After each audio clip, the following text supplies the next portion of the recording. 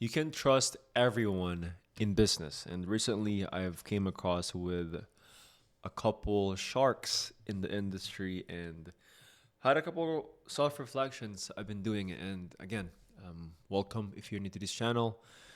I've been kind of somewhat just documenting the journey of being an entrepreneur, 22-year-old, just doing his own thing online, trying to figure out this entire online business thing. And I've been trying to do this regular rhythm on giving wisdom, insights, and lessons that I'm learning along the ways. So if that sounds something you're interested in, come follow along.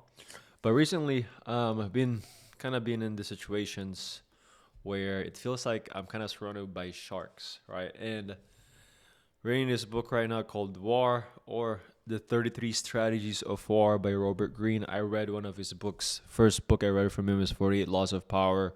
Extremely good. It contains a lot of history lessons and all the good stuff. And likewise here, it's structured very similar, but now it's a lot of tactics and a lot of politics and all of these things. One of the things that I'm learning right now as well is being able to read the room and not giving everything. Here's the reality of things, gents and ladies. If you're in business, one of the things that I realized is you need to be extremely cognizant of your surroundings. You can't just trust every single individuals. You can't just view things like sunshine and rainbows and optimistically view everyone is good and all of these things. Obviously, that's one of the good principles is always try to find the good of people.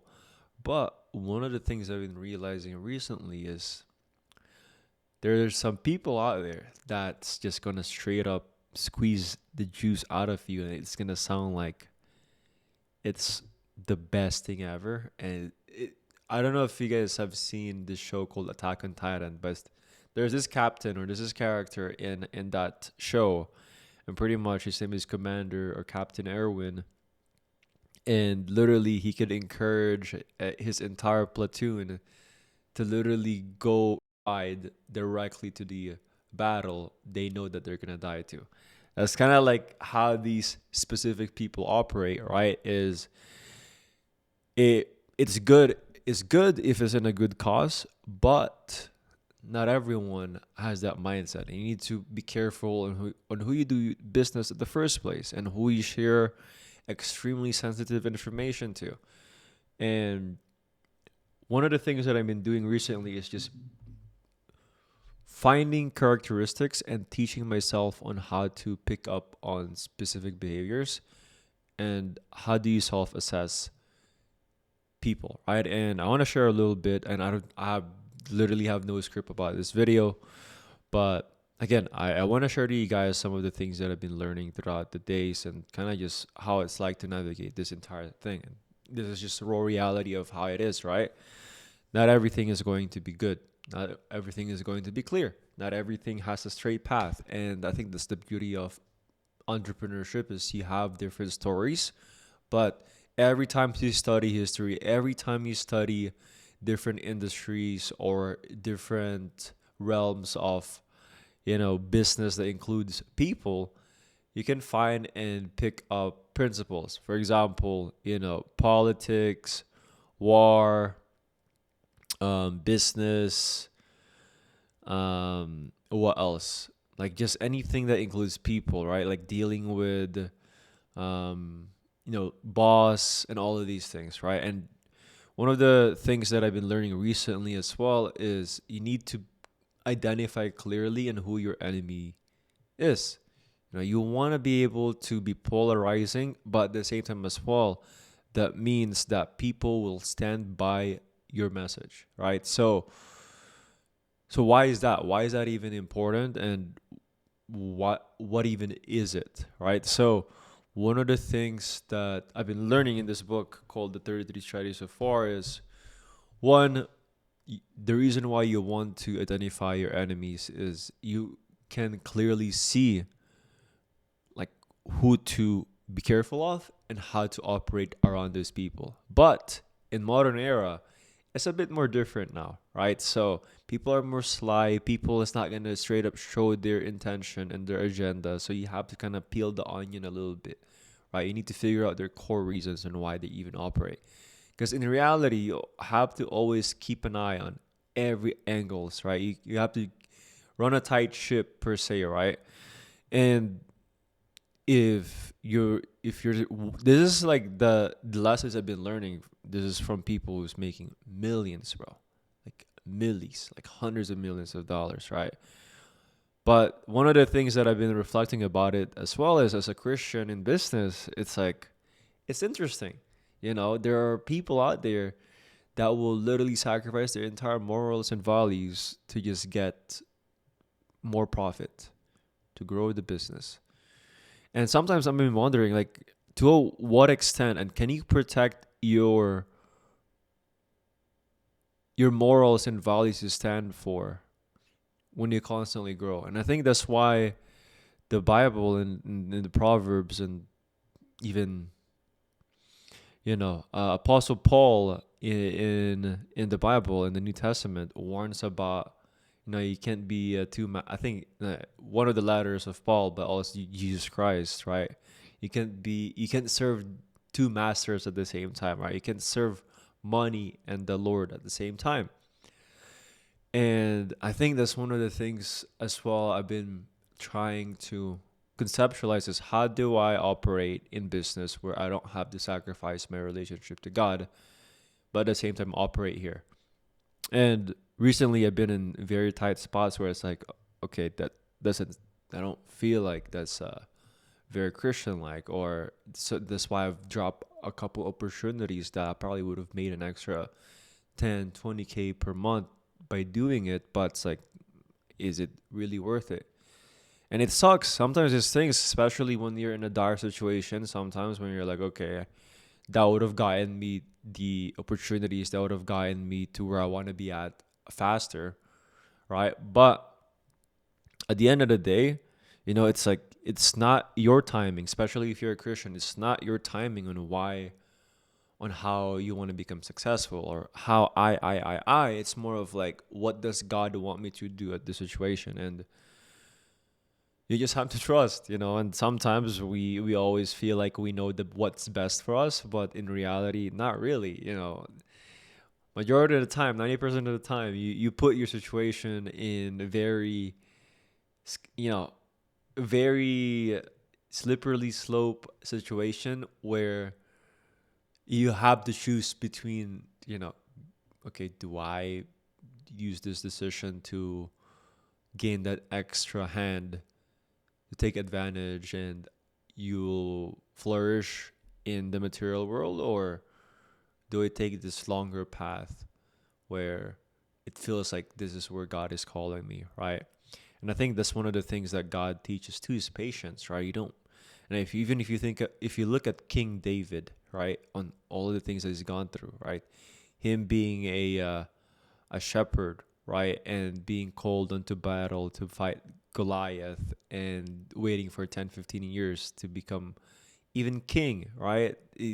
Even though he was already appointed, okay, that's the next one up, right, to become a king.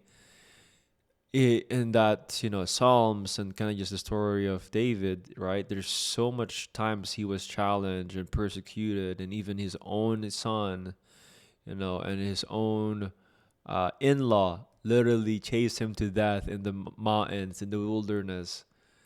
But every time he says, right, like all of this is happening because of, it's all in God's timing, it's all God's plan at the end of the day. God is our refuge. And I think that's such a powerful message, right? And I honestly don't know how I'm directing this and tying this back all. Be careful on who you trust. But essentially, that's kind of like how you identify your enemies, right? So, for example, maybe someone is being too friendly and, like, okay, this guy has the best of my interest, or is he just being friendly right now so he can get what he wants, and then after that, he's gone. And it's funny because there's a lot of people in the industry or in the online coaching space that's like they're so nice at the beginning and they don't really care. It's like, and I've seen so many businesses on how they operate, and it's like, oh, you're so good at marketing that once you get into the program, it's kind of like, oh, it's kind of sketchy. It's like, okay, look, at least if you have that much money, why don't you hire another coach? Why don't, and all of these things. I'm just thinking about all of the potential things that, you know, leaky buckets, and how is that going to impact you on the second, third order consequences, right? Meaning, like, what is going to be the compound effect that you're essentially building when, yes, maybe you're gaining money and monetary success now, but sometimes that could be a, a blind to us, and a blind spot to us, that just because we're growing the business every single month monetarily, it doesn't always mean that it's good, because you don't know the repercussion if you don't have a proper product service. What's happening, how is that going to cost your relationship by the market? What would be the impression of people that has gone through your program, right? So I think that's one of the things that I've been learning recently is like, hey, make sure you partner up with the right people, have ethos, right? Meaning identify what you stand for, what do you believe in, and what are the things that you despise? What are the things that you don't agree with? What are the things that you don't support, right? So these are extremely important to know to navigate business, especially if you're starting off, right? Is what are the principles and who has the principles? Who has the ideal way of doing business, and how can they adapt their principles? I think that's such an important key lessons as well. Is okay, if I were to get mentored, or if I were to partner up with someone, how does this individual treat people outside of business? Like, do they treat the restaurant server nice? Do they have a good relationship with their family, and all of these things that you feel like it might not contribute to, okay, how is this going to play out in the long term?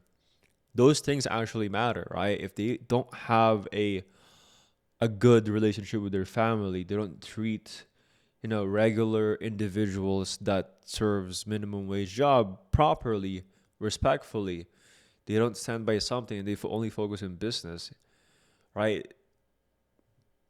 Are those the type of individuals you want to work with? Because the thing, at the end of the day, everyone dies, right? And you have to deal to the fact that what happens after life, and is it worth, stepping on someone's neck to just simply prove a point that you are who you are because of this.